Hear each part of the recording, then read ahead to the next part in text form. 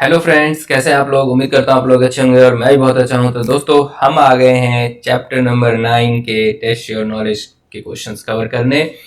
और सबसे पहले एमसीक्यू कवर कर लेते हैं। इसमें 4 एमसीक्यू है। ठीक है, ये रहा। तो टेस्ट योर नॉलेज पे आ गए हम। Multiple choice question. पहला MCQ, ABC limited has its shares listed on a recognised stock exchange. ABC limited के शेयर्स कहाँ लिस्टेड है? रिकॉग्नाइज्ड स्टॉक एक्सचेंज में। ओहो, पढ़ाई के नाम पे आपको भी नींद आती है क्या? मुझे तो आते थे। ठीक है, चलो पढ़ते हैं। Now ABC limited has its shares listed on a recognised stock exchange India. उनके शेयर्स लिस्टेड हैं रिकॉग्नाइज्ड स्टॉक एक्सचेंज में। During the current financial year ending on 31st March 2023, the Security and Exchange Board of India has found some irregularities in the filing made by the company. अब सेबी ने देखा कि 31 मार्च 2023 तक ये जो financial year है उसमें कुछ कमियां पाई है, कुछ इरेगुलरिटीज हैं, ठीक नहीं है। Now accordingly SEBI proposes to make an application to the tribunal for reopening of the books of account of the company. अब सेबी पहुंच गई है ट्रिब्यूनल में। ट्रिब्यूनल क्या होती है? जो किसी लॉ के कंप्लायंस को रेगुलेट करने के लिए जो फर्स्ट लेवल का जो कोर्ट है वो ट्रिब्यूनल है। तो सेबी ने ट्रिब्यूनल में एप्लीकेशन दे दी कि भाई इन कंपनी के तो अकाउंट्स को रीओपन करवाओ। सो You as an expert are called upon SEBI. SEBI ने आपको बुलाया as expert to advise the earliest financial year to be quoted in application for reopening of books of account may be granted by tribunal। कि भाई tribunal मुझे कौन से financial year के लिए एप्लीकेशन को सबमिट कर देगा या फिर अप्रूवल दे देगा बुक्स को, अकाउंट को ओपन करने के लिए। अब इरेगुलरिटीज किस में? 31 मार्च 2023 में। तो इसका आंसर है डी। कौन से? Reopening of books of account के लिए 2014-15, मतलब 2014-15 से वैलिड कर देंगे इसको, अकाउंट को ओपन करने के लिए 2014-15 से। चलते हैं आगे। अगर हम देखें तो 8 साल की प्रिजर्वेशन होती है बुक्स ऑफ अकाउंट की ना। तो 2015 31 मार्च 2015 से 8 साल, 15 और 8 23 तो हो सकते हैं। ये 8 साल का लॉजिक है। Second, during the half year ended September 2022, the board of directors of New Era Limited has made an application to the tribunal for revision in the accounts of the company for the financial year ended on March 2020। अब half year है सितंबर 2022 में। Board of director जो new era limited के, उन्होंने एक application दिया है tribunal में कि अपने अकाउंट्स को रिवाइज करना चाहते हैं मार्च 2020 के फाइनेंशियल ईयर को। Now further during the year ended March 23, the board of director has again made an application to the tribunal. अब मार्च 23 में दोबारा से उन्होंने ट्रिब्यूनल को एप्लीकेशन दिया है for revision in the boards report की बोर्ड्स रिपोर्ट में रिवीजन करना है हमें pertaining to the year ended March 2022 के ईयर एंडेड में। Now you are required to state the validity of the acts of the board of director. अब बताइए, जो डायरेक्टर काम कर रहा है क्या वो सही है? उसकी वैलिडिटी कैसी है, मतलब वैलिडिटी है क्या, वो ऐसा कर सकते हैं? नाउ इसके 4 ऑप्शन है। First, the act of the board of director is valid only to the extent of application made for revision in accounts as board reports are not eligible for revision। पहला है कि भाई जो board of director हैं सिर्फ और सिर्फ accounts, books of account के रिवीजन के लिए बोल सकते हैं, बोर्ड रिपोर्ट में रिवीजन एलिजिबल नहीं है। Now B, the act of the board of director is valid as application made for revision in the accounts and board reports pertain to two different financial year।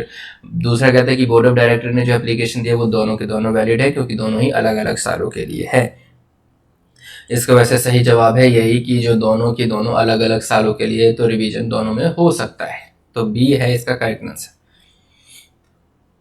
Now third, as per the provision of the Companies Act 2013, which of the following statement is correct with respect to the surplus arising out of the CSR activity।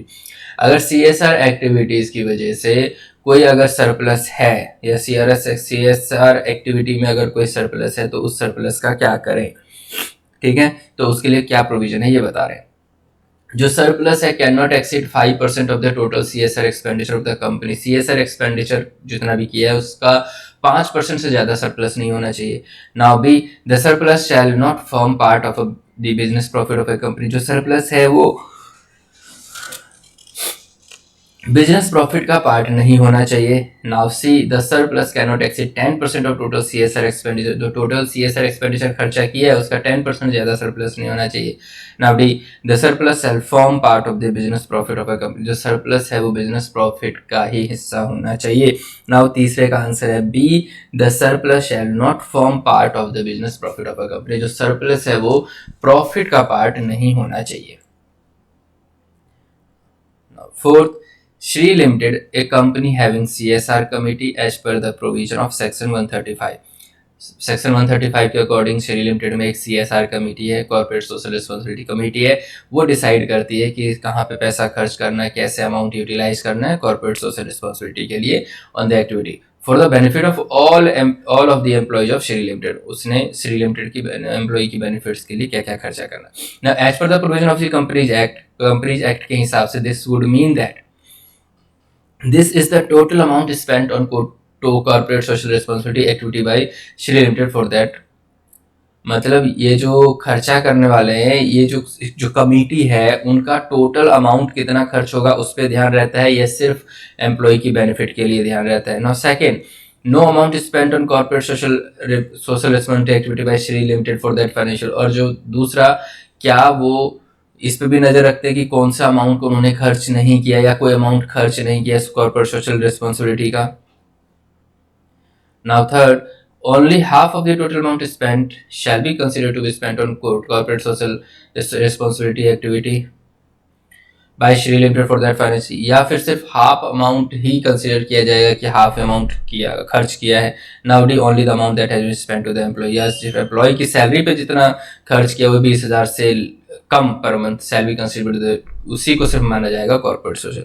अब इसका answer है fourth का B, no amount spent on corporate social responsibility activity by Shri limited for that financial. मतलब सिर्फ और सिर्फ employ के benefit के लिए अगर कुछ कर रहे हो और उस पर स्पेंड किया अमाउंट तो माना जाएगा कि आपने कॉर्पोरेट सोशल रिस्पॉन्सिबिलिटी के लिए कोई भी अमाउंट खर्च नहीं किया है।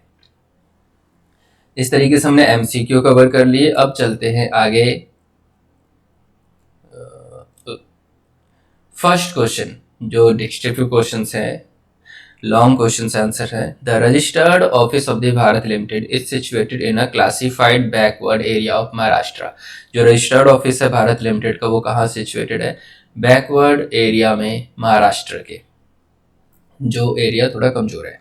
Now the board wants to keep its books of account at its corporate office. जो बोर्ड है वो अपने accounts books of account corporate office में रखना चाहती है मुंबई में, विच इज कन्वीनियंटली लोकेटेड, जहाँ की आसानी से आना जाना हो सकता है।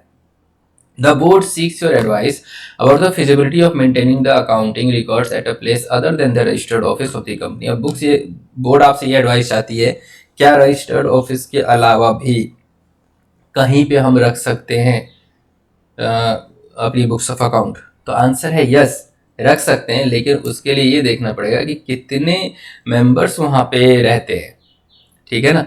अब देखो, according to section 128 every company, सभी कंपनी को required to prepare and keep the books of accounts and other relevant books and papers and financial statement for every financial year which give a true and fair view of the state of the affair of the company including that of its branch office or offices if any, and explain the transactions affected both at the registered office and its branches. Such books shall be kept on accrual basis and according to the double entry accounting system of account। इसमें उन्होंने सब बता दिया कि हर एक company को relevant books of account, financial statement her financial year का, जो कि ट्रू एंड फेयर व्यू देता है, जो कंपनी की सारी एक्टिविटी को बताता है, वो ब्रांच ऑफिस पे या ऑफिस कॉर्पोरेट ऑफिस पे रख सकते हैं। वो सारे ट्रांजेक्शन्स की डिटेल रखनी होगी जो कि कंपनी के ब्रांचेज और ऑफिस को अफेक्ट करता है। साथ में सारे के सारे जो बुक्स ऑफ अकाउंट है वो एक्रूअल बेसिस पे होनी चाहिए, डबल एंट्री सिस्टम पे होनी चाहिए। बस ये कहानी उन्होंने सुना दी ना, अभी भी उन्होंने जवाब नहीं दिया, बस बोल दिया कि ब्रांच और उस पर रख सकते हैं। Now the provision further provides that all or any of the books of account aforesaid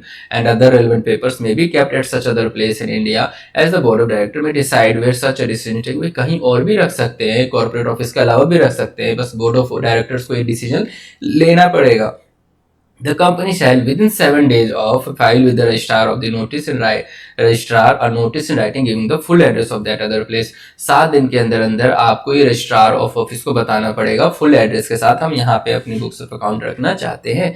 further company may keep such books of account or other relevant papers in electronic mode. Company चाहे तो इसको electronic mode में भी रख सकती है, soft copy में भी अपने डाटा को रख सकती है. Therefore the board of Bharat limited can keep its books of account at corporate office in Mumbai by following the. तो भाई कॉर्पोरेट ऑफिस में रख सकते हैं. ऊपर हमने इतने सारे प्रोविजन पढ़ लिए हैं तो कोई प्रॉब्लम नहीं है. Second question, the board of directors of Vishwakarma Electronic Limited consists of Mr. Ghanshyam, director.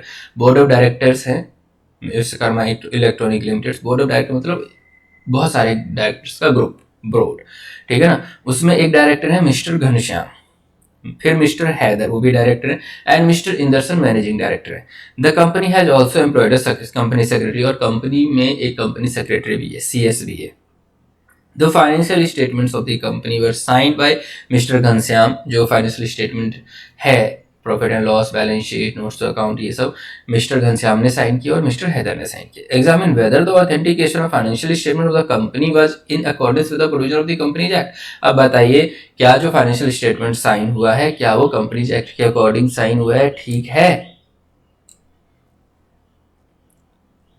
तो अब इसको पहले प्रोविजन लिख दीजिए एक पैराग्राफ में. As per the companies act 2013 the financial statements including consolidated financial statements if any shall be approved by the board of directors before they are signed on behalf of the board by the chairperson of the company where he is authorised by the board of or by two directors, out of which one shall be managing director if any, and the chief executive officer, the chief financial officer, and the company secretary of the company wherever they are appointed, or in case of one person company only one director for submission to the auditor for the report there. उन्होंने बता दिया भाई अगर board of directors किसी को authorise करते हैं, chairperson authorise कर देते हैं, चेयरपर्सन को बिहाफ पे कोई 2 डायरेक्टर्स जिसमें से एक मैनेजिंग डायरेक्टर हो सकता है, या चीफ एग्जीक्यूटिव ऑफिसर CEO हो सकता है, या CFO हो सकता है, और या फिर कंपनी सेक्रेटरी हो सकता है, वो सब साइन कर सकते हैं.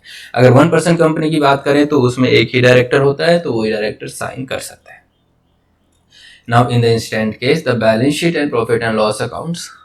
अब हम इस केस की बात करें, जो बैलेंस शीट और प्रॉफिट एंड लॉस अकाउंट है वो साइन किया है मिस्टर घनश्याम ने और मिस्टर हैदर ने, डायरेक्टर्स ने.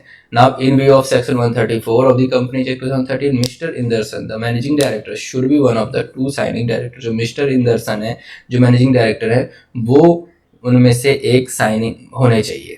मतलब एक मैनेजिंग डायरेक्टर का होना जरूरी है, मैनेजिंग डायरेक्टर का साइन होना चाहिए. अब देख लेते हैं. Since the company has also employed, और कंपनी के पास कंपनी सेक्रेटरी है तो he should also sign the financial statement. तो उसमें कंपनी सेक्रेटरी को भी साइन करना चाहिए.